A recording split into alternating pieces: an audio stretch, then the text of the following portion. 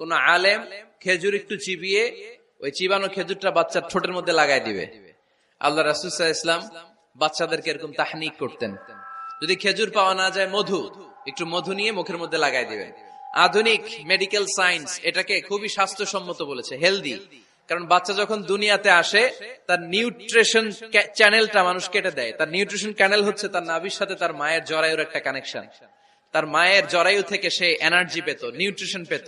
মানুষ যখন এটা কেটে দেয় তখন তার নিউট্রিশন সাপ্লাই বন্ধ হয়ে যায়, কিন্তু তার এনার্জি খরচ করার প্রবণতা বেড়ে যায়। সে এসে ওয়া চিৎকার করে, চিৎকার মারতে তার এনার্জি লাগে।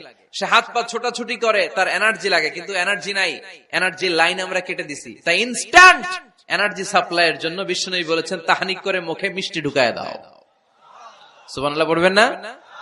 এখন চিকিৎসা বিজ্ঞানও বলছে নিউবর্ন বেবি, নবজাতক বাচ্চার মুখে যদি মধু দেয়া হয় বা খেজুর লাগিয়ে দেয়া হয়, ব্রেইন হ্যামারিং থেকে সে বেঁচে যায়। তার ব্লাড সুগার লো হয়ে যায়, কিন্তু মিষ্টিটা দেওয়ার সাথে সাথে এনার্জি